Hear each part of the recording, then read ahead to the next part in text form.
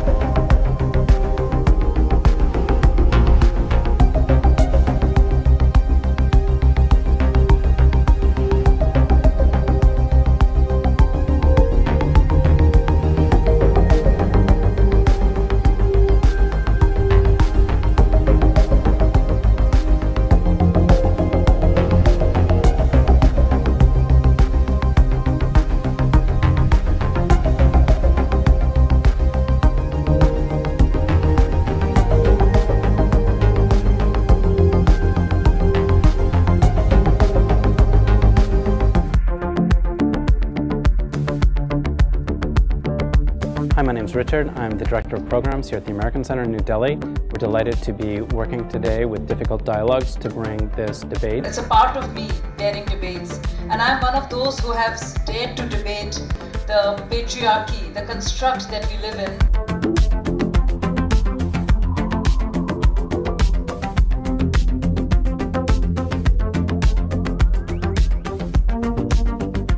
As lawyers pleading the cases and not by the theme as suggested.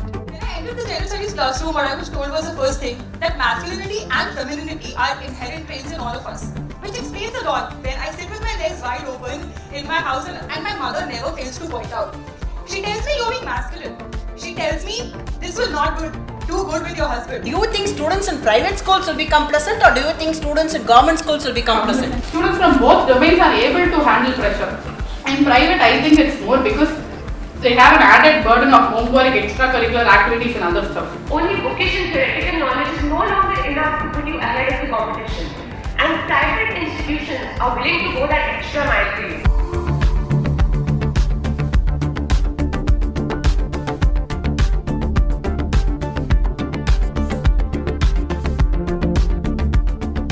I was just so really impressed and overwhelmed by the depth and clarity of your understanding.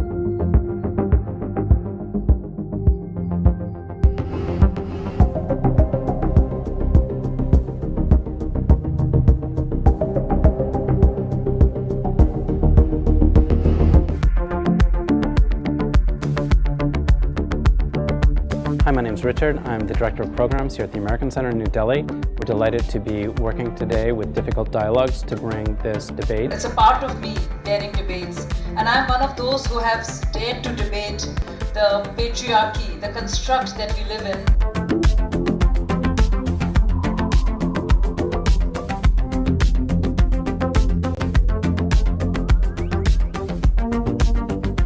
As lawyers pleading the cases and not by the theme as suggested. When I entered the general studies classroom, what I was told was the first thing, that masculinity and femininity are inherent traits in all of us, which explains a lot. Then I sit with my legs wide open in my house and my mother never fails to point out. She tells me you're being masculine. She tells me this will not do good with your husband. Do you think students in private schools will become pleasant, or do you think students in government schools will become pleasant? Students from both domains are able to handle pressure. In private, I think it's more because they have an added burden of homework, extracurricular activities and other stuff. Only bookish and theoretical knowledge is no longer enough to put you ahead of the competition. And private institutions are willing to go that extra mile for you.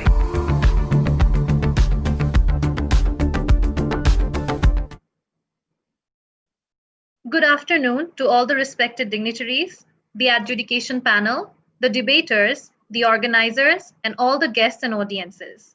I am Sanna Tamin Rahman from University of Liberal Arts Bangladesh, and I welcome you all to the grand finale of the Bangladesh chapter of Daring Debates. Daring Debates is one-of-a-kind debate series which aims to bring students from varied backgrounds and regions in the discourse of critical issues that concern the world. It is a part of the annual Difficult Dialogue Summit. So far, 5 successful editions of Daring Debates have been conducted in various cities of India. In its 6th year, Daring Debates is going global to ensure a bigger participation of young people from across the world. This year, it will be an integral part of the prestigious Global Sustainability Film Awards 2020, which are co-organized by TVE and Difficult Dialogues. The young and highly talented youth from Africa, Bangladesh, India, Myanmar, Nepal, Sri Lanka, and USA will participate in the grand finale of the debates on 16th of November 2020. The Bangladesh chapter of Daring Debates is hosted in partnership with University of Liberal Arts Bangladesh, where a total of 40 shortlisted debaters from universities all around Bangladesh took part in the preliminary rounds, which took place yesterday on 16th of October and followed by a pre-final today. We would like to express our heartfelt gratitude towards Bangladesh Debating Council for their tremendous support and guidance. Today we have Mr. Sudipto Ahmed as the Chief Adjudicator of the Grand Final debate.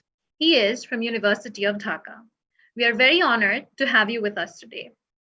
So now I would like to request Mr. Sudipto Ahmed, the Chief Adjudicator, to introduce the panel of judges. I would also like to request him to ask the debaters to give a brief introduction about themselves. Thank you, Sanna. Hi, everyone. My name is Sudipto. I will be the chair judge of today's debate. So with me on panel will be Alia Farus from BRAC University, Baranda Rahman from North South University, Rafi Shafin from Vertical Horizon, and Ahmed Tosif Jami from Dhaka College. I would now like to request the teams to introduce themselves as well, starting with opening government. Here. Hi, I'm Sayyid Shahriar Rahman, coming from Chittagong University, representing Chittagong University debating society. Hi, my name is Arjun Shikuram. I'm going to be the DPM in this debate, as well as from Chittagong University and representing Chittagong University Debating Society. Thank you. Opening opposition, Buet A.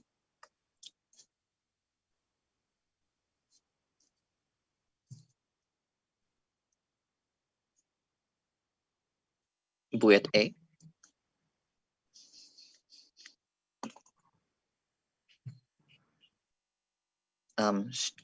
Shirsha, if you're speaking, we cannot hear you at the moment.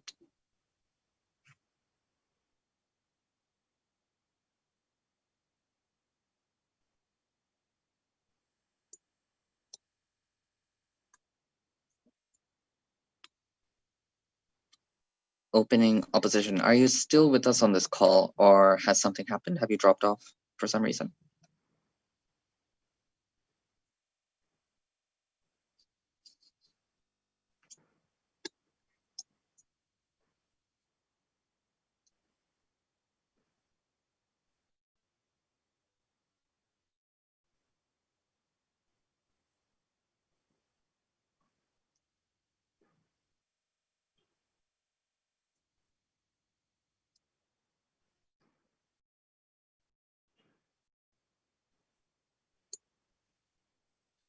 Just a second, I'm going to check up on them.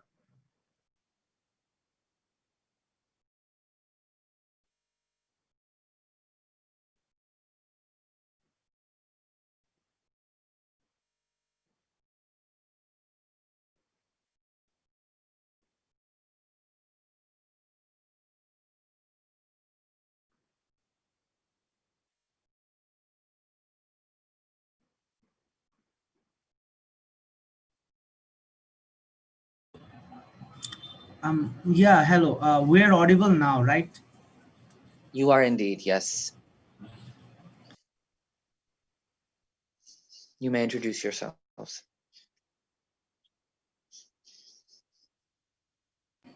Yeah, hello.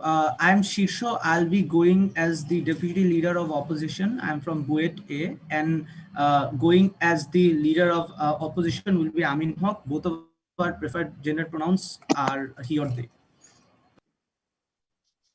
Thank you. Closing government would be. Hi, myself Amrat Cinnamon will be going as member of government, and Zumanak Tattunuja will be doing government way. Thank you. And finally, closing opposition, IBADU 1. Hi, my name is Mohammad Wasif Amin Khan from IBADU 1. I'll be going member of opposition. Hi, my name is Rifat Zafir Wafi. I'm from IBDU 1. I'll be going as the opposition whip. Hey, thank you, everyone. That's all we needed to do in terms of introductions. So just a few ground rules before we begin. In terms of accepting POIs, you can drop that directly in the chat. If you're not keeping an eye out on your screen, you may ask the speakers to interrupt you at some point in your speech, but otherwise please remain muted. And in terms of the timing itself, I will invite one of my panels to keep time in the chat to just drop a reminder when it's 1 minute, 6 minutes, and 7 minutes, and ask them to wrap up by 7:15. That is all. Without further ado, may we have the Prime Minister here. Am I clearly audible? You are indeed. Hello. Yes, we can hear you. Hello. We Hello, can am I hear audible? you from our Hello. end. You are audible. Yes, you are audible. Hello. Yes, you're audible. I'm sorry that I can't turn on the video because of some technical issues or internet issues. Another thing is, if you guys have a POI, just ask them verbally. Just don't spam. I will happy to take so at 5 minutes. So I'm starting my speech in 3, 2. Panel, I want you to understand something.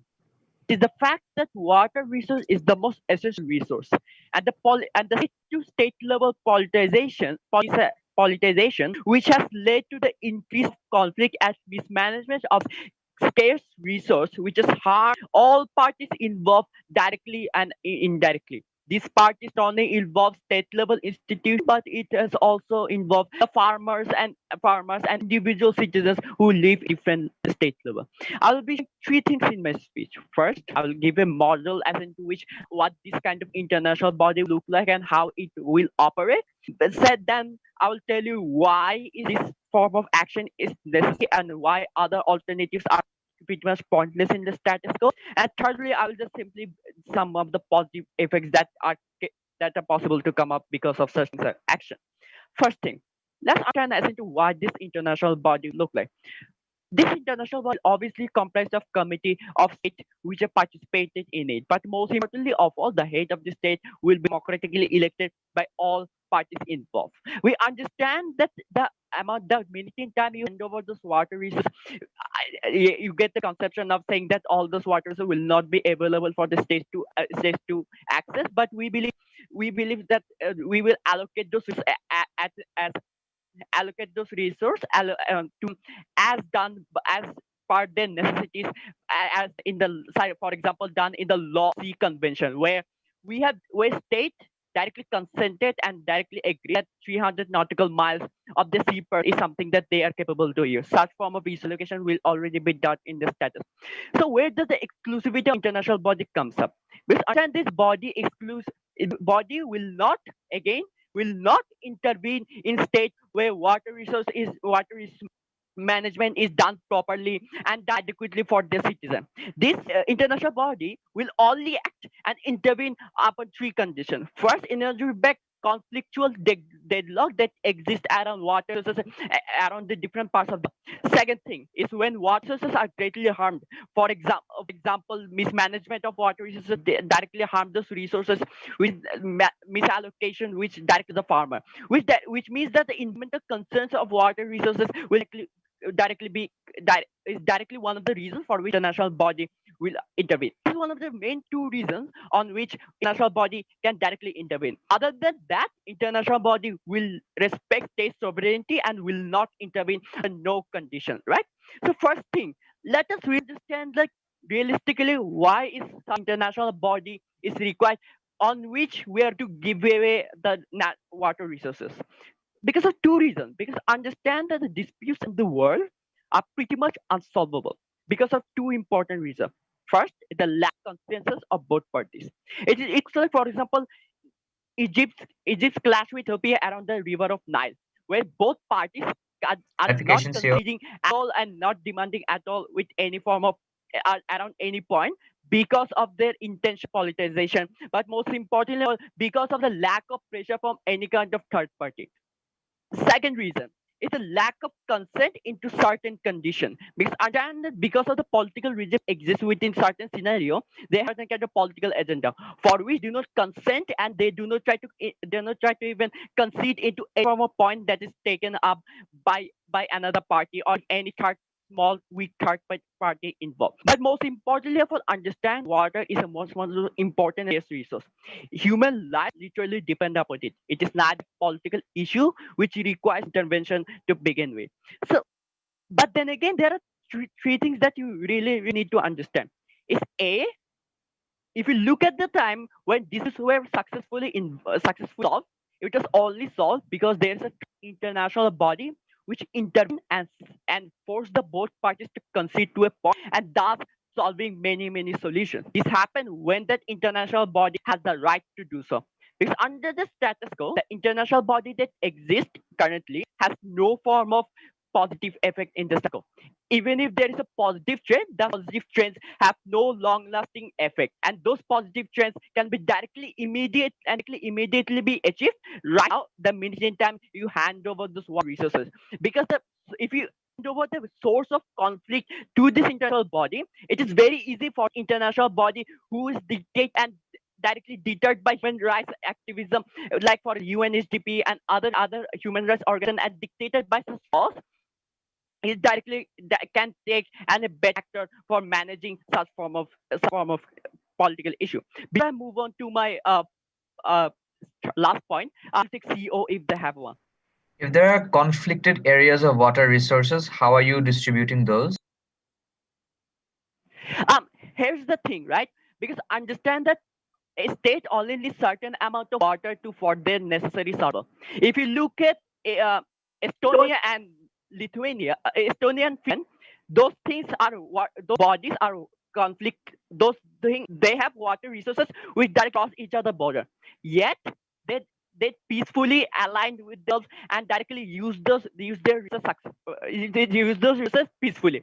But if we look at similarly to Turkey and Greece, because of the political dynamic that exists with the scenario and because of the lack of third party international body lack of intervention, it seems that the political agenda is what directly takes over priorities, meaning they don't use those water resources successfully. It is an example to show this example shows two explicit things. One is that cooperation can be peacefully done and can be properly managed and can do a proper solution in situations where but second thing, the lack of international intervention and lack of positive intervention means that political agenda takes priority. Therefore, mismanagement of water resources will directly harm the citizens and individuals who are the most vulnerable into the state.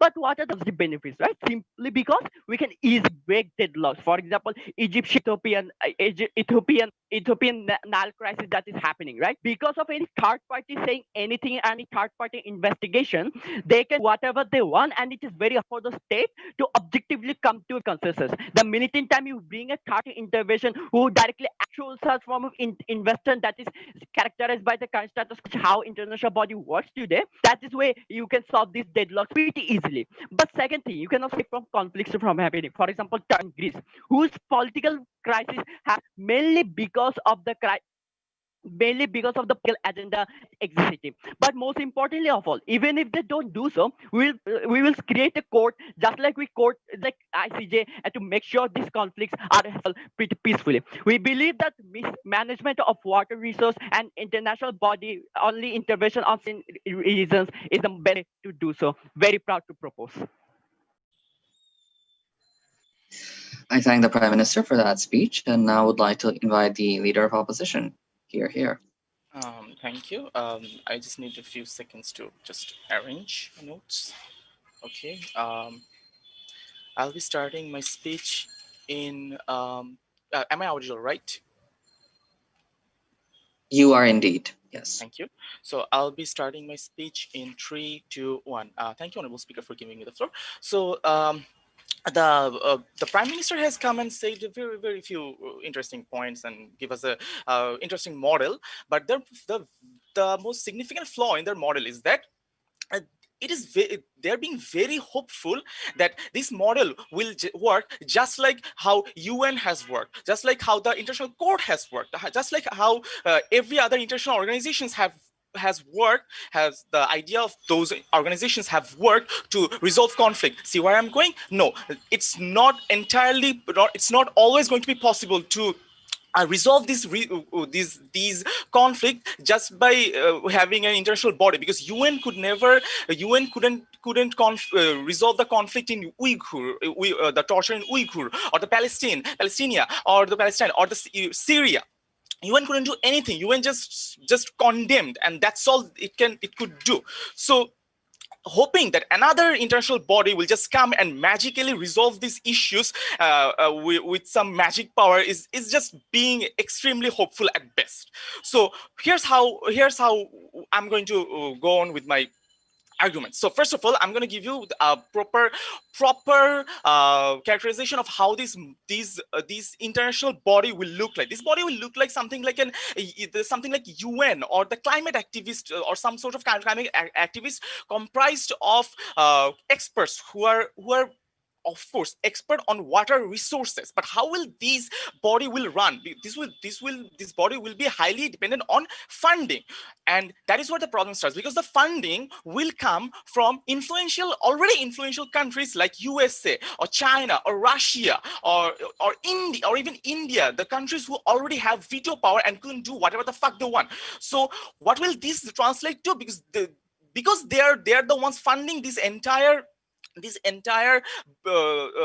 body, they will get a structural privileges such as administrative veto. So what will this translate to? This will translate to what we're seeing happening with the oil, because USA is just going into countries and taking those resources, and the Saudi Arabia and USA just hoarding this oil. And what is happening is the USA just hoarding oil worth of almost 100 years. So how are you to say that this will not happen with the water resources? Because water is even more essential than oil. US and Saudi just can cut off oil supply, and what will happen? We have some sort of renewable sources for energy, example for Europe or Canada. But water resource, if they cut off the water resource, what will happen? Nothing. It will be very easier to manipulate the countries, because if we just hand over the administrative privileges of the water bodies of countries, if you can control this somehow, and this will happen because you are consolidating a significant amount of power, because water is power. You're consolidating significant amount of power and giving this to a single body, and that body is already dependent on the funding of the already powerful country. So what will that translate to? This will translate to abuse of this power, hoarding of water, and destroying the sovereignty of the smaller countries, the countries that actually needs this water to develop. So how is that? Because the countries who are not influential are the countries that are third world countries. These countries are already heavily dependent on agriculture. So dependence of agriculture translate to what? Needing of water, and they need water the most. So what will happen? This body can just hoard this water for use this water as a mechanism to manipulate these countries for USA or China. So you are saying that how is this going to monitor? I've already said it, because the monitoring will not work. We've seen UN couldn't monitor anything. No shit. The Uyghurs are still dying, and UN couldn't do shit for it. So what will this will also translate into another problem, because the body is will be comprised of the experts who are expert on water resources, but it's going to be very clear that these academicians are not going to be expert on management. So this will be very easy to trick them or manipulate them into having power on the sovereignty of countries. So the point that the sovereignty of these smaller countries won't be hampered does not stand here. So understand it. The second point of my argument, that this will create another problem. So look at it this way. So African countries are already having droughts and having water resource problem, and people are and the established and the developed countries are going into this country and going into these countries and trying to fix this water resource problem, because they feel that they have some incentive, they have some liability, moral obligation to help this country, because Africa was ruled by the white men, and that is why when the white men left the countries, they were left in a very poor situation. So they have this sense of liability to help this country. So but when you're handing over the entire power to a body, to an international body, these developed countries can just say that, yeah, we're giving money to this body, we don't have any obligations to it. So what will this translate to? This will translate to these African countries not having any more help from not from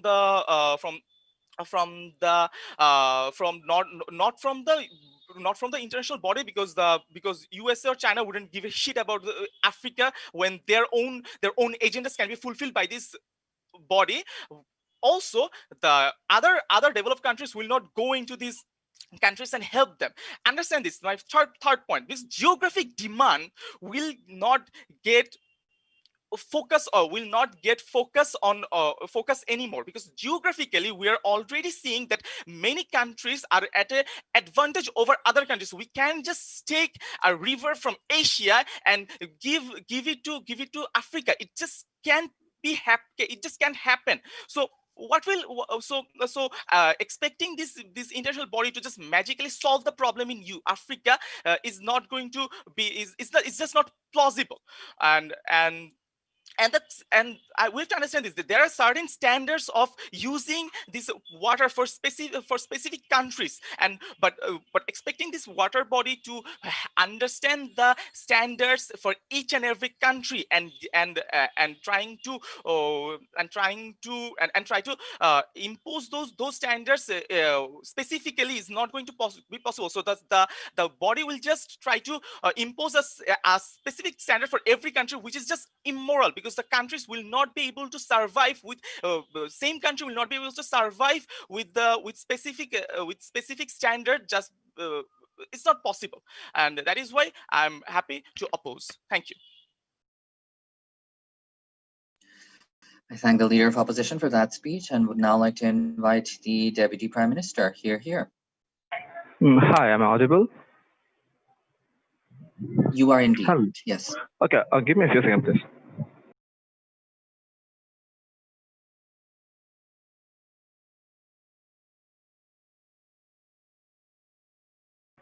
Okay, I'm starting in 3, 2, 1. The whole case of opening opposition lies upon one assumption, which is this policy ain't gonna work. That is to say, if a side opening government proves you that there is a high chances of this policy should work, we believe we would take the debate over side opening opposition. Let's come to the basic engagement, right? Why we do believe that there is a high chances that this policy or this unified governing body would work more sophisticated than any governing body is working right now, because of two reasons. Number one, there will be global powers as well as other countries who have actually natural water and river and sea resources. And that is to say, there is a high chances that there will be a pretty long discussion, and which is right now actually missing in any circumstances. Right, whenever we are actually disputing our area or disputing the distribution of distribution of a river or water resources, right that moment oftentimes the missing part is you don't have any platform to talk with one another, and even if so, there is a high chance that it takes a long decision, and most of the time there is no legislative body who can actually give you an order, or who can actually who can actually provide you anything lawfully. That is to say, we believe at the first place we are actually giving them the platform to talk about in front of the world. But secondly, understand rivers who actually gone through over 2 or 3 countries, such as rivers from Himalayas or Amazon rivers or Nile rivers. We believe those areas are highly disputed because of 2 reasons. Number one, countries who actually near to the water resource, they believe that they should actually create a wall so that they can actually stock those water whenever they need and whenever they need. That's the reason why oftentimes this creates a huge dispute. We believe there is a high chance that we can actually provide them an avenue to talk about and sort that out. But secondly, if they don't, we believe that government management would have the right to say what should be done and what so. That is to say, the main dispute over rivers would be solved in our world. Secondly, areas like water, marine borders or sea waters, right?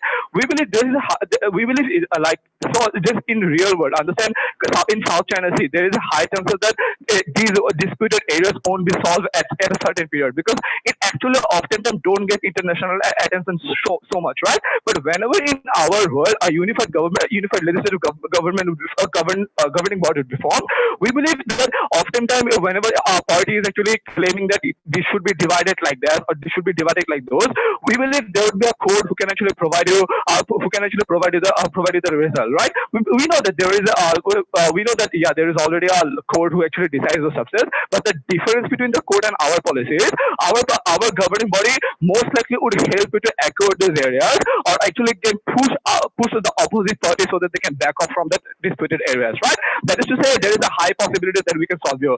We believe, there is a high chances that global powers most likely influence those governing body. But we believe this ain't gonna happen for 2 reasons. Number one, there is a high chances that those global powers who are right now actually came up front to make a forum and try to talk about, okay, fine, let's distribute the water properly.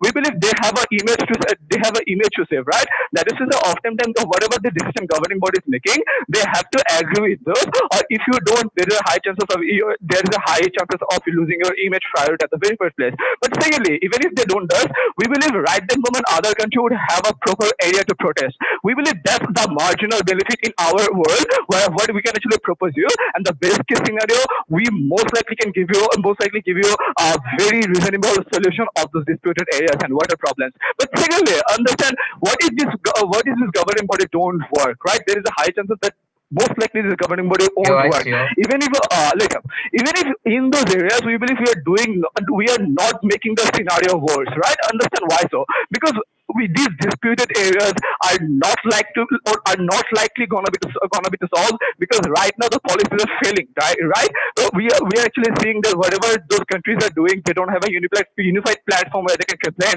or they don't have a legislative governing body who can actually give you policies, right?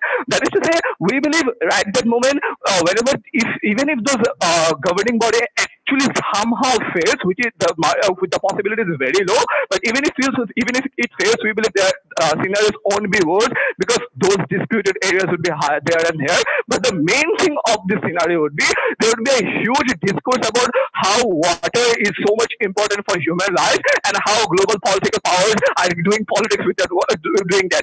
We believe at least even in the worst case scenario, even if the governing body fails to work on, we believe we can actually engage more people and actually engage more immediate coverage, because it's so much important to pressurize. It's so much important to pressurize. That is to say, we actually take the debate from some opening opposition at the very first place. Understand why this governing body right now is very important, because we're seeing how political parties are actually global powers are oftentimes don't care about these human basic these basic human element. Rather than they try to do politics, and oftentimes they don't care about whether other people are dying of thirst. But we believe it's the time where we can actually solve the scenario, and this management can actually and this management governing body would provide you the option to go on. We believe that's how oftentimes water is very important for you, because number one, it would give you the avenue to it's actually related to your health directly. But secondly, the resource that you can get from the water, such as fishes and oftentimes doing trade, would be very easy for you, and it will actually mobilize your economy. Before I move on, PY from CO. In the instance that you are unable to enforce your court decision peacefully, you said you'll still make sure conflicts are resolved. What will you do? Will you intervene militarily and push one party aside? There would be two kind of scenario. First of all, we'd give them global pressurize. Okay, fine, let's go. We'd actually give them global pressure, such as okay, you have to move on, or that's basically something. You actually agree that whatever the court would give you the verdict. But secondly, even if they don't try to follow, two things are gonna be happen. Number one, most likely there would be military intervention, and most likely which is not basically directly to the sovereignty, rather than only for the conflicted area. Or oftentimes we believe there is a high chances if oftentimes we believe there is a high chances that if that country don't really actually agree with the forum right that moment, if he actually backs out from the forum, there will be a lot of global pressure on him in different different areas. That is to say, that there is a high force for the particular countries to provide this sort of substance, because number one, you are not above the laws, but secondly, they have to protect the image, and lastly, even if they don't care about this. These all, we believe the governing body would have the legislative power to force that particular country. Very proud to propose.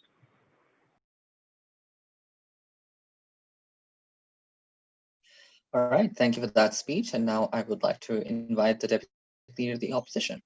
Before the Deputy Leader of the Opposition commences, I would invite all of the speakers to turn on their videos when they're speaking, if their internet would permit to do so. I understand that everyone is having a lot of internet problems over the last week, but if it's possible, please do so.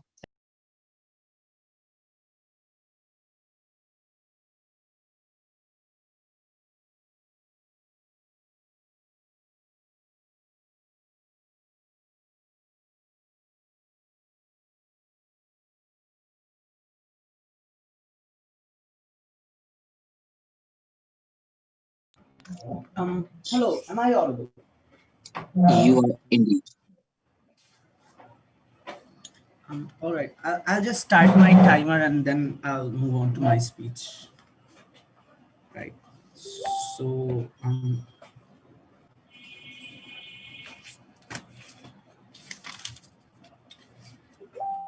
starting in 3, 2, 1.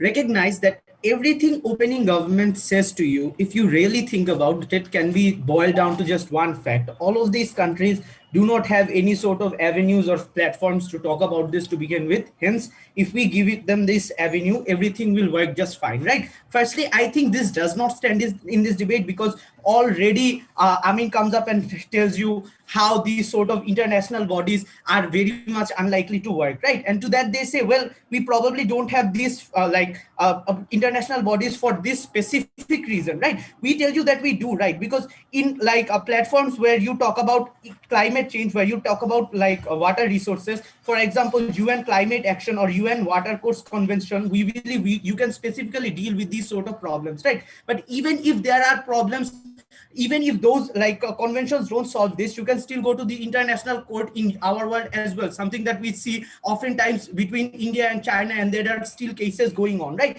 Why don't these work, right? And this is where we believe they fall behind in this debate, because they don't actually structurally engage to all of the lackings of these international bodies that we give you, right?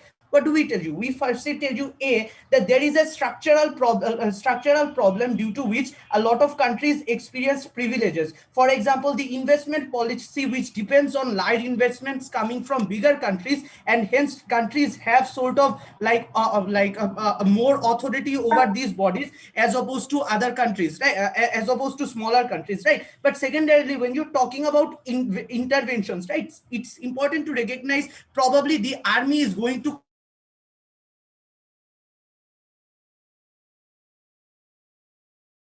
is probably if you are thinking about intervention, it will still be by all of these big countries, and hence they will have power over all of these small countries to begin with, right? But thirdly, we also tell you why there is a problem, because these people are often very likely to be academicians to begin with, right? What this means is even if they are specialists in like water resource problems, they do not often specialize in other issues like the socio-economic context of in which a country is, the developing nature of that country itself. What this leads to is a specific focus on only the water resources and other issues being pushed aside, which can essentially be harmful for these countries in which you intervene in, or like creation of like equal standards for everyone who which do not prioritize on the demographic needs or the geographic needs of a country, and hence countries become marginalized. We have no engagement to that, and hence we believe already opening government is out of this debate, right? What more am I going to show you today?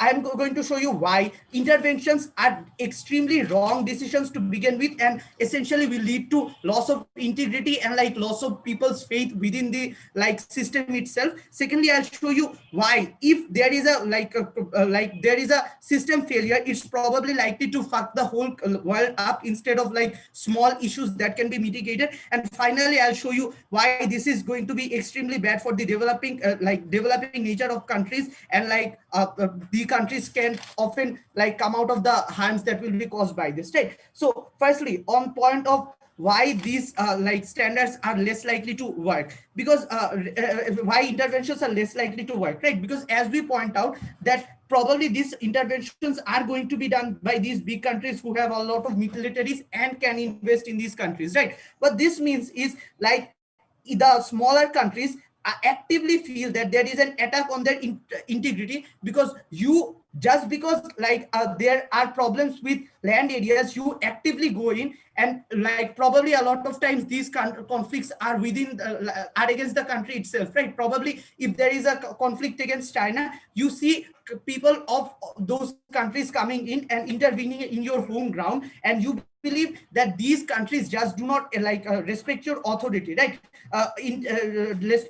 Respect your autonomy, right? What this means is these people are less likely to comply, but secondarily a narrative against these the international body can be created, which leads to like people less complying to the rules themselves, right? But secondarily, we believe this fails because oftentimes the goal is not only to like mitigate these national conflicts, it's also preserve resources for the future, right?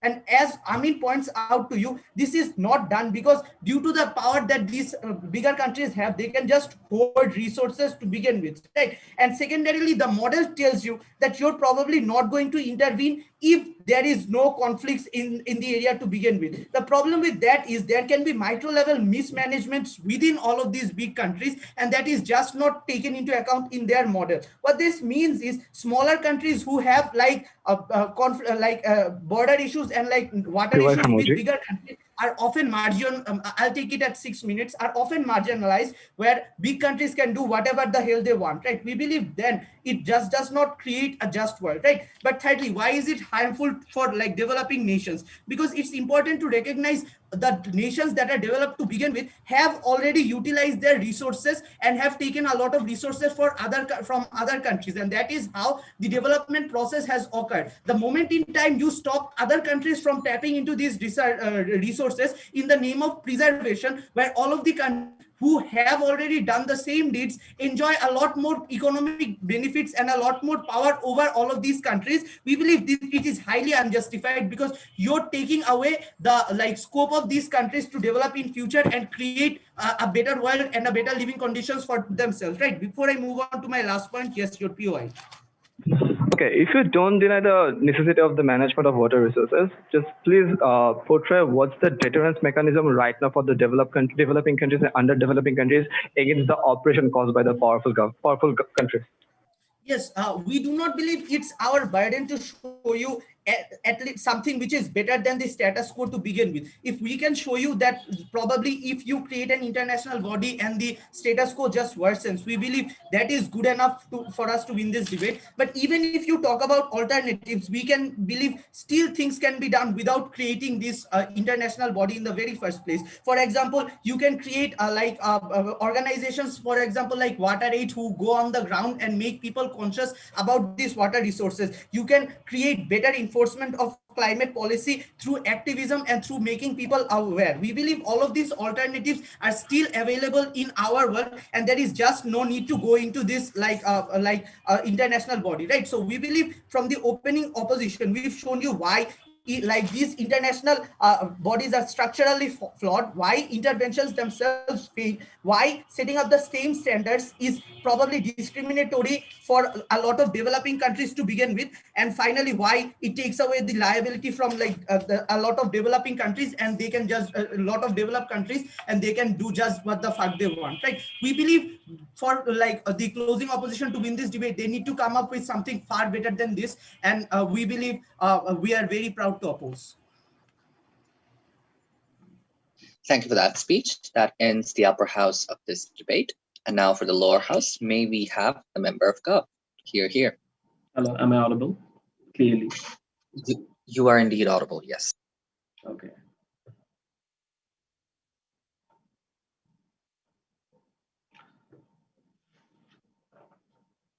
Starting my timer. Okay. Starting in 3, 2, 1. A lot of major cities are running out of drinking water. Ocean pollution is rampant now more than ever. There will be very less option of drinking water to in 50 years. This sort of urgent situation we're now living, where water is one of the biggest source of life in this planet. It is really unfortunate that the opening, both of the house, talked a lot about politics when you're debating about water management. Yes, it's a part, but it's definitely not entirely. What we'll show from closing government will give better model that was really lacked from opening a government, and also deal with the model will deal with a lot of argument from the opening opposition, because they only talk about power asymmetry problem. We'll deal with that, and we'll give number 1 principal justification, number 2 the urgency, and number 3 why the management will be a lot more efficient, which will literally create better work.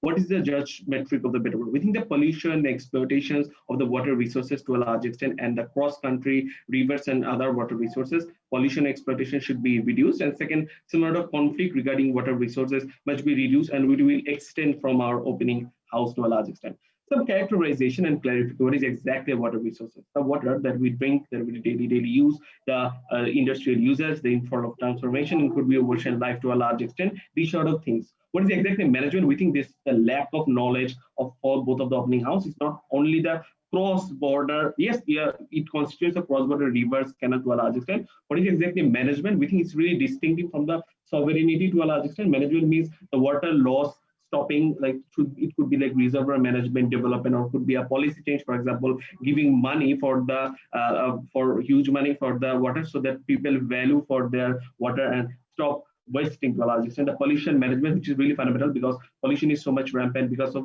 lack of effluent treatment plants, so many other activities, dispute management in terms of rivers and canals. We believe why it is really justified principally to form in the very first place an international body. Number 1, we think this water is a very unique resources in the very first place, which is a really unique extension, because it's the only resource that really impacts a lot of people, and it's a cross-border to a large extent, which is to say, like a river, mostly like for example in India subcontinent, out of the rivers has been started from the Himalayas in Nile big river, and the ocean is globally like connected to a large extent. It really impacts the civilization in itself is dependent to a large extent of the water resources to a large extent. It's a really unique resource. And secondly, your border, your sovereign border is something really arbitrary. For example, like people living in this Bangladesh and Indian subcontinent on the borders and the water resources, it is something really arbitrary. Things happen in previous world. We believe it is really nothing to be really have burden to a large extent. And this thing, if it is internationally bodied and controlled for the management purpose, we think it's really justified from the very principal perspective in the very first place. That's why we think that it's an international body should be given the managemential power in the very first place. And going to the impact argument, why do you really think it will work better? Now we're giving a much more better model from opening government. We believe there will be a council on that. The representative will be different people. For example, representative will be politicians. This model will be quite something like EU to tackle with the argument of opening opposition of power asymmetry. Will distinct the department. For example, like sedimentation department, dam department, dredging department, ocean management department, drinking water department. These are the major department will be assigned to the politicians. Politicians with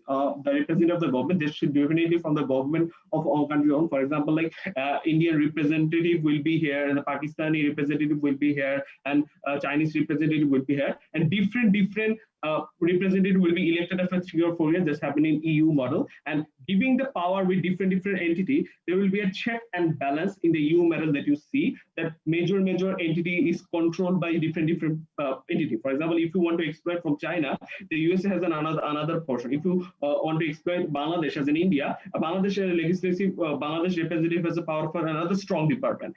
They can control over. And what is the managerial power extent? We don't really. We also agree that it's not a sovereign exertion, but we think the management will intervene in terms of like whether your water loss has been are you maintaining that to a certain extent to follow up. There's like particular certification, giving annual follow-up regarding whether you have maintained the ocean certification, getting waste management, have you taken international route, have you blocked, given dam to a large extent. We think this sort of autonomy will be given on that particular international body. It will be much more distinctive, much more effective, because the power asymmetry will be less minimized to a large. We're not like saying that our asymmetry or power exercise will be diminished. We think the checks and balance is much more better because there will be no veto power. I'm saying again, there will be no veto power to a large extent.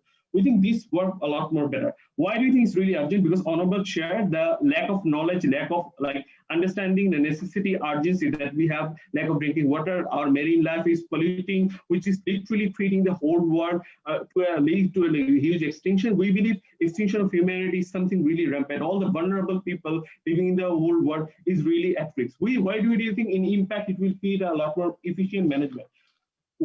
Two reasons. Number one, more autonomy will give more access to control the global knowledge, which is to say the international technician. Honorable Chair, addition to model, technocrats will be for consultancy, for example, like water resources engineers, like civil engineers, and the technocrats will be stated and they will give consultancy. We think this access to huge knowledge will literally lead to the lower underdeveloped countries who cannot manage their water well, cannot manage their waste management, cannot manage to utilize their things like water reservoirs. It will literally help for further impact. Before that, CO, please. You claiming that you want to like enact all of this doesn't necessarily guarantee you them functioning fairly. You needed to prove why it will be fair. I don't think you did that. Okay, this definitely will be functional because Honorable Chair, when you're like having a dispute on India and Bangladesh water area, when international comment, okay, so the closing opposition has another claim that whether all countries will be consented. If it is a structurally well organized and well functioning model, a lot of country definitely allow more country will consent. Second, it will work better because of the excess of huge knowledge and excess of huge like development activity on those grassroots level of those countries, like water pollution management, water resources management, in terms of international conflict like India Bangladesh related the Tista area. This vulnerable area will be much more better. We think that in terms of like pollution reduce, whether or not the conflict regarding reducing, this is really important to a large extent. We believe through better mechanism, we think this model will work much more better. From opposition, they have to beef against this urgency. What is their alternative? Without that, both of them cannot win. Thank you. I thank the member of government for that speech. And now to extend the case for side opposition, may we have the member of up?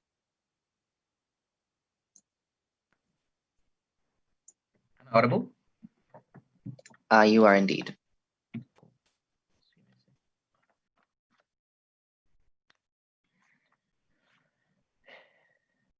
Starting 3, 2, 1.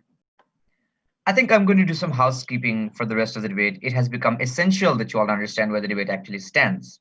Quick observations on the Gov bench. OG cites a bunch of inexclusive solutions to some of the problems about water. Agreeably, they explain why water is important. But the only actual difference that you actually, if you go through your notes and look at about how they want to make a difference, is in instances where the current models do not work, They will enforce certain conflict resolutions via military intervention. I will talk about why that's a bad idea. What does CG add? CG doesn't have the ability within debates to set up models, but that's also what they spend 5 minutes of their speech on. Kudos to that. We'll still engage you and show you why fundamentally, no matter what kind of additional supposed diversity tactics you try to say will be there, are simply structurally unlikely to function. Which means the only part remaining from the gov bench is CG's framing that borders are arbitrary, therefore fair distribution is all that is important. If there is doubt that this will be fair distribution, then they have no leg to stand on.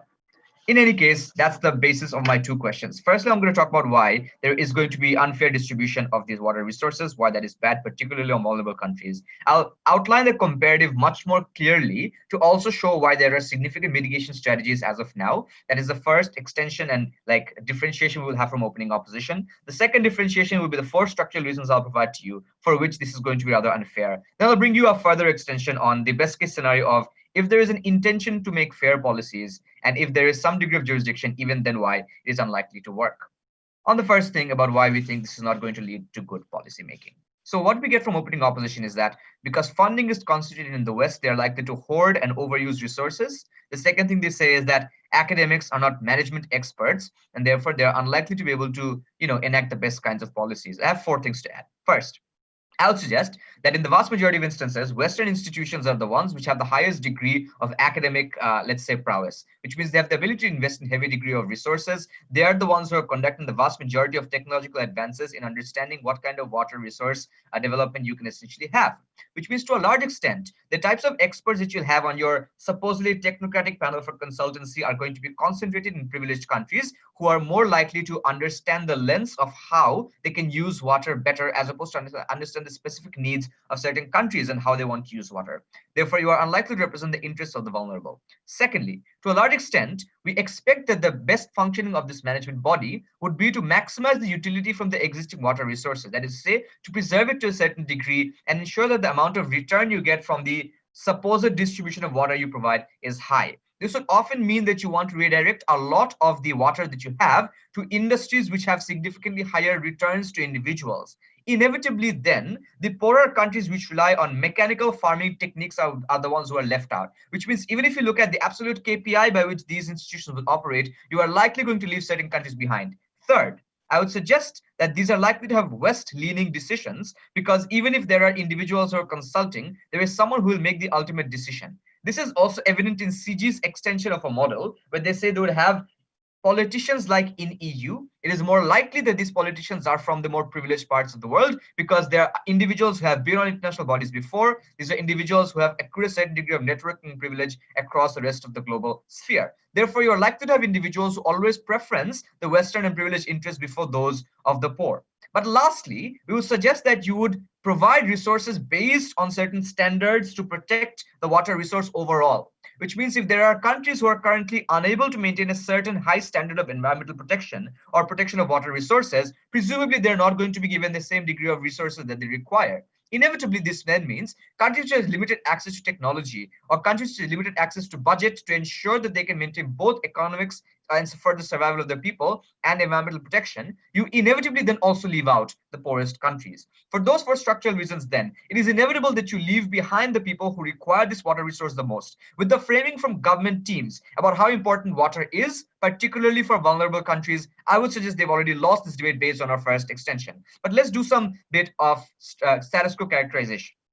Is it possible currently for things to work out? We say a few things. Number one, if you talk about environment being a problem, we already have things like the Paris Accord, which is in fact quite effective. Because, for example, through this and other associations, we've had large establishments like the Green Climate Fund, which currently has $10 billion of facilitation projects across the world. We have the Paris Accord, which have over 100 participants, which means everyone believes it is useful. These are standards which have set up a lot of protocols in corporations, like setting up ETPs where they're producing in industrial production or reducing the amount of overfishing in certain areas to protect animal life. All of this then means that to a large extent, these are effective means. Countries are likely to remain in these because they want to protect their image of being a global ally, but also not want to engage in naval conflict by themselves. Therefore, they work together as a bloc. What this then proves to you is that this is effective right now, and the current means of enforcement are more than reasonable. In instances where it is not, you have the autonomy to pull out for your own benefit. This sovereignty is what is key. However, we think the comparison on our side in case of certain degree of conflicts is that individual border sharing is significantly easier to resolve than on a global platform where you would engage with everyone else. If OG has a PO, I'll take it. CG, you already had a chance to engage, and you have one more. POI? If who should ask? Okay, so from OJ. So if resolving disputed areas in countries is between two countries is so much easier, why do you think it took Bangladesh and India to solve? Basically, they didn't solve it yet, but at least 50 were to talk about and sit on a discussion. Okay, so a few things here. First of all, I would suggest that structurally, because you're in the same locality, you often can mutually benefit from those resources, which means it's easier for you to come to an agreement. When you negotiate with the broader entity, you do not have any bargaining power in what benefits you and what benefits them. Second, bodies like the United Nations Convention for the Law of the Sea exist, which have often resolved and given decisions in favor of Philippines over China in the South China Sea, have helped with things like BD Myanmar water agreements. Third, they're often global allies which allow joint exercises. This might take some time, but to a large extent, this is diplomatic and therefore realistic way for you to go ahead. The difference on their side, and if they think that 50 years was a problem, their solution was military intervention, which means when you have global allies and proxies all over the place, you want to exacerbate conflict to a significant extent on their side as their best suggestion, which means if that is their alternative to create significant degrees of hardship for supposed protection or resolution of water dispute, we've already won this debate. We will largely think then the only thing that remains is, do you want these issues to be like, if you assume that everyone wants to cater to these interests, we would suggest that simply because of how bilateral a fair platform would be, it is impossible for you to cater to all the vested interests of different countries. For example, South China Sea is a nationalistic goal of China. Therefore, you cannot easily push them out. Strait of Hormuz is a strategic interest of Iran. You therefore cannot push them out for the same reason. For all those reasons, they're either a standstill or unfair. Thank you. Thank you for that speech. And now to end the case for closing government, may we have the Gov Whip.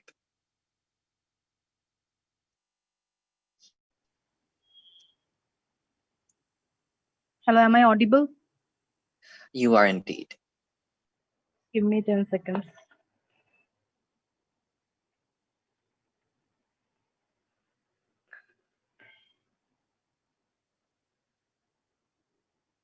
So starting my speech in 3, 2. So what have we gotten from this member of opposition, right? Member of opposition first comes up and tells you, all of the things about Western countries' advantages that we have seen in UN, in other kind of international treaties that I have to understand. But you have to understand why this is different from the other things. Countries like Bangladesh, countries like India, where there is a significant amount of water bodies, but there is also a significant amount of not using them properly, or like polluting them, or like building infrastructure, literally building infrastructure above them and blocking the flows and the rivers and whatnot, meaning they do not have the capability to actually manage their water whatsoever. But those are the countries who are in the prime of this climate change that need to do it, and for them they at least need to have some kind of technocrats, right? And that is what this is problematic is. In this country's infrastructure or education system, they do not provide that kind of technocrats or that kind of consultants anyway. And even if there are some kind of, they just go away and live in abroad. So even if those technocrats are from the Western countries and a significant amount of level, they will still need them because these countries do not have it. So that is a marginal benefit, even in the worst case scenario. Second of all, they come up and tell you, they will see profit maximization and they will divert this water to some industrial areas. Under the status quo, this is already happening. China is using the water for their industrial benefits. Then they stop the dams. Then less amount of water comes to India, and India is diverting to them, to their own regions, and less amount of water comes into Bangladesh. So whatever they are telling that the international body will do is already happening in the status quo. But what our international body will do is, right in the status quo, China do not have to reply to an international body to what they are doing. India doesn't. But in our side of the world, when there is at least an international body, and even if it doesn't work 100% of the time, they will have a case. They have a seat, they have a talk. So the negotiation power that Bangladesh now have is zero. There will be some kind of, even if it's not winning. So that is also a marginal benefit. And in terms of like policymakers and all of the things, our model clearly states that there will be representative from all of the countries that are in the international body. So not from the only politicians and policymakers from the EU or Western countries whatsoever. The fourth claim, and it's a very significant claim, this is because that is the most vulnerable stakeholder of our debates today, like the poor countries who do not have this, who are in the dire need of it. Exactly, they need.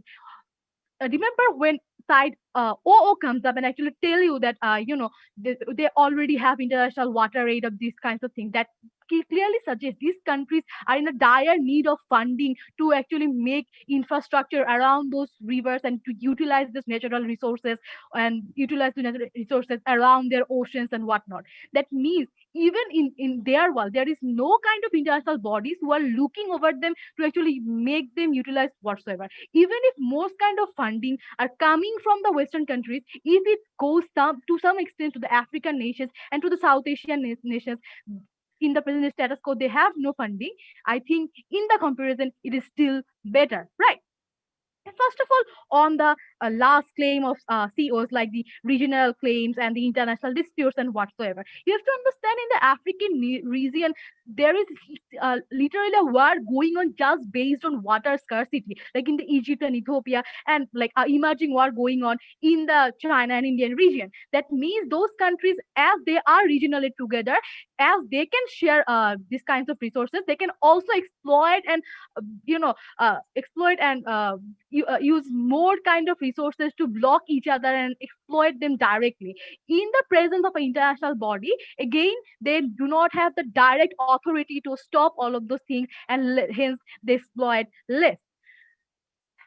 And all of the things of the claim, like Philippines and the China dispute, and the court ruled in favor of Philippines, they did not do any good to the Philippines, because China is also again lurking about in the territory of the South China Sea. But in a presence of an international body where all of the management and resources management and fisheries and trade routes are in the power of an international body, China cannot just go and do that, because then they will break international laws. And as China is now going for the international power and like want to have some kind of legitimacy in the international power, they just cannot go on and break all of these things whatsoever in the presence of an international law.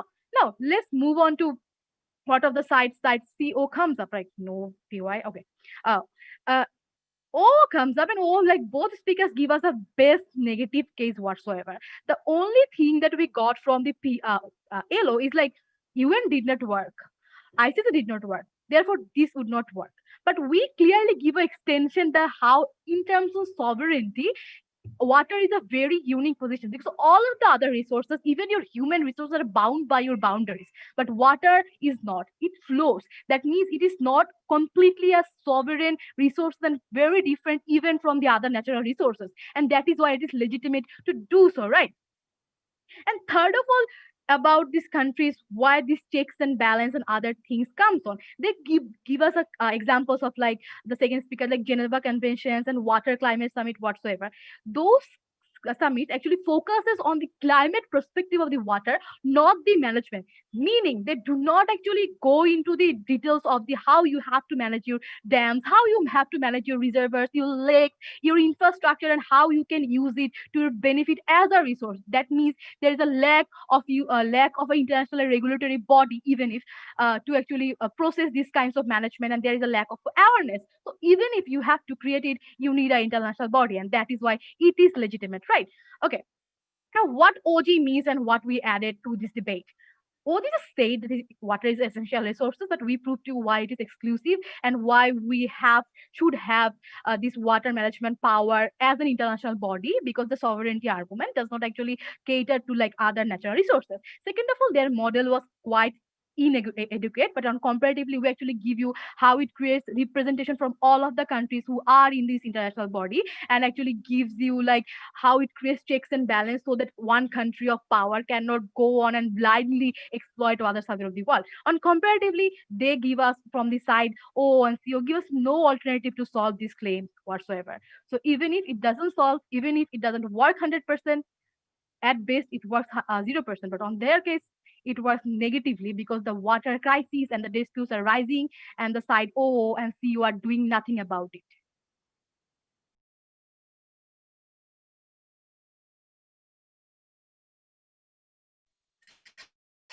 I thank the GovWhip for that speech. And now to end this debate in its entirety, may we have the opposition whip.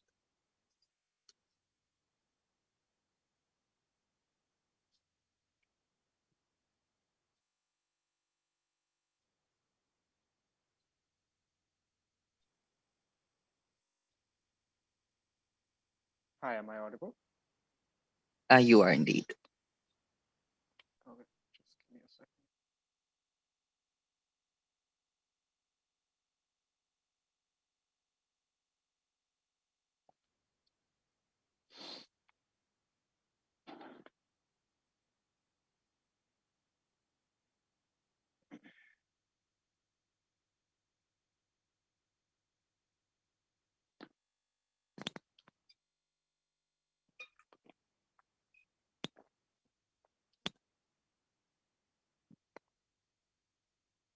Starting in 3, 2, 1. So far, not a single benefit from GovBench is exclusive to something that, let's say, an international agreement can possibly do for the entire world with regards to resources or with regards to certain recommendation. I think what closing government specifically needed to defend is not an entirely new model, but specifically opening government's line of like military intervention and whatnot. Given that they haven't done so, I don't think closing government really has a place within this debate, simply because like they're just absurd in the sort of things that they say in terms of a new model and whatnot. But I think the most important issue in this debate needed to be in terms of like engagement to Wasif's characterization with regards to how certain nations specifically can't conserve water and doesn't need to conserve water specifically because the economic driver for these nations is the fact that they need to specifically make their own sovereign decisions with regards to how they're going to spend their resources. I think this particular framing needed to be engaged on for closing opposition to be defeated. Given that that hasn't happened, I think this by far still remains as the most important issue within this debate. The first thing I want to discuss in this debate is why sovereignty is a better tool for policy making as opposed to all other forms of alternatives suggested by the GovBench. Because look, what GovBench has broadly suggested is, look, we have a lot of problems, we have a lot of conflicts within this world, and we have a lot of crisis with regards to water. So we need an international enforcement body which takes away monopoly of power. What I want to specifically point out about the entire GovBench is all of their material has no direct linkage to why we need a monopoly of power as opposed to all other forms of agreement. For example, the Paris Accord, which Wasif specifically tells you has about $10 billion in terms of funds or has like 170 members taking part in them, which shows you that voluntary agreements actually work. But more importantly, there are specific examples with regards to water treaties. For example, how the International Court has led to the maritime boundary decision between Bangladesh and Myanmar, or the Clean Water Treaty between India and Bangladesh. Given that all of these are precedents that have worked and continue to work right now, why is it that we need a monopolization of power within one singular body, which, by the way, they haven't proven to be as effective? But I think there are specific reasons for why sovereignty is particularly important in this regard. But I want to specifically point out that our framing is different from opening opposition because, one, opening opposition specifically relies on telling you that look at UN and World Bank, they're also bad. But this is largely rhetorical and doesn't have a lot of structural reasons for why the water body will also be equally bad like UN and World Bank. But second, they say they don't understand management, so we need managers. The way we differ is in two folds. First, we give you 4 structural reasons for why the policy making is likely to be bad, and not just because like it's a Western leading organization like the UN or World Bank. Because one, Wasif and like none of these 4 specific exclusive reasons were engaged to by closing government. Because look, most of these Western institutions are likely to be the source of these technocrats, because they have like institutions like Harvard and Princeton where people study about privileged shit like water management, which don't happen in specifically these areas, which is why most of these people, even your best of technocrats, will be from these regions. But that is not reason itself. The problem is that we agree they are probably better managers, but this is specifically the reason because in certain places, water conservation needs to be traded off. And this is something that we can't allow a monopolized body to specifically discuss, because in certain situations, developing nations need to trade off this form of conservation in order to function. Because in a lot of these instances, these are countries that specifically rely on agriculture, which wastes a lot of water, according in the lens of the Harvard, Cambridge graduates, but not in the lens of the Bangladeshi individuals whose specific livelihoods depend on you spending a lot of water on your agricultural basis, which means a lot of innovative policies from their side will be to redirect these policies or redirect these water resources to more like efficient industries, which will be better at solving water, but not better at solving the livelihoods for these people. This is by far the most important impact of this debate, because there are literal livelihoods at stake where you like screw over entire economies and like push people into a certain form of preference of conservation. This is particularly unfair, but more importantly, the most important thing is most of these nations prefer sovereignty, which is why even if all of these agreements exist, we would still prefer a world where they would have an autonomy to buy in, where they would have the ability to contribute funds. The reason Paris Accord works is because you know that if you don't like pander to certain nations, they won't contribute to your sovereign fund, or they will pull out, which will tarnish the image of the Paris Accord. And this autonomy is the particular link why they work. Given that your model forces everyone to opt in, but most importantly threatens militarily these small nations, one, they will necessarily always have to opt in and they have no options to opt out. But second, they will always be mandated to put in to these funds. So there is literally no check and balance mechanism. The power dynamics are always skewed against these developing nations, which we think is a massive harm in this debate, which none of the gov bench specifically talks about. The next broad issue I want to talk about is why we prefer like individual or bilateral or multilateral agreements over all of these things. So CG has a funny thing to say in this regard. They say, guess what, guys? Water it's not legitimate because water flows. Yeah, so like land is continuous, the earth is round. What other random facts are we going to talk about? But all of these things doesn't necessarily mean that there is no legitimacy. There are literal fucking maritime boundaries which decide how water is decided. So we think if you are a body, you need to specifically talk about. Just because water flows is not a legitimate reason to take away water from nations that legitimately have it within their geographical nautical miles. We think this is a ridiculous logic and doesn't need to be taken into account within this debate. But second, they say, China violates these treaties. Look, even within your model, and this is the absolute best case, China will be an extremely powerful nation. One, because they have a lot of access to water bodies like the South China Sea. So even in your model, China's voting power and weightage will be skewed. But more importantly, because they have a lot of trade agreements with a lot of nations which specifically uses these water bodies. So even in your world, China can opt into screwing over these nations. What you don't have is the ability of nations to opt out of this and always have to go along with China.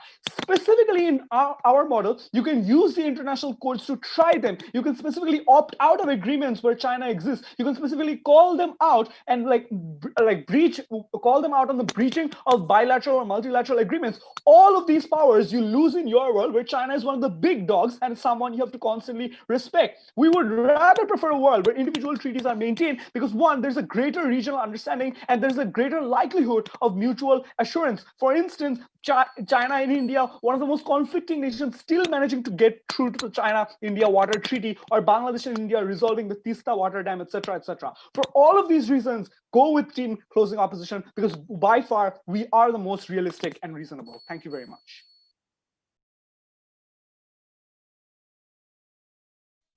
Thank you so much for that speech. That ends this debate as a whole. I will now like to hand back the mic to the MC, Sanna. All right, the grand final debate ends here. It is amazing to see such enthusiasm amongst the youth of our country. And thanks to Difficult Dialogues for being the initiator to promote students' participation in the overall process of policy ideation and formation, and to ensure that their opinions reach various stakeholders in the gamut. Now let us all enjoy a short visual representation of the endeavors of daring debates so far.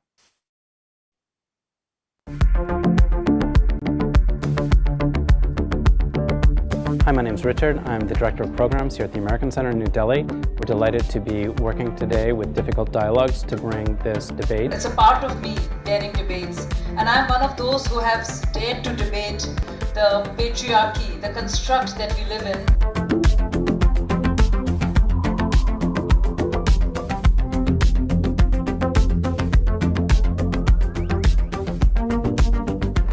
As lawyers pleading the cases and not by the theme as suggested.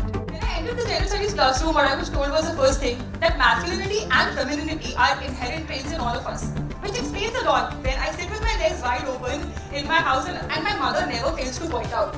She tells me you're being masculine. She tells me this will not do good with your husband. Do you think students in private schools will become pleasant, or do you think students in government schools will become pleasant? Students from both domains are able to handle pressure.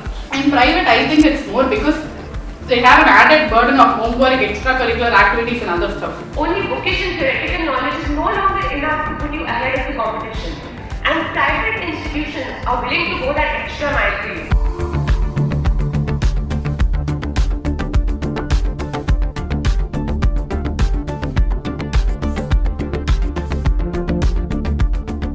I was just so really impressed and overwhelmed by the depth and clarity of your understanding.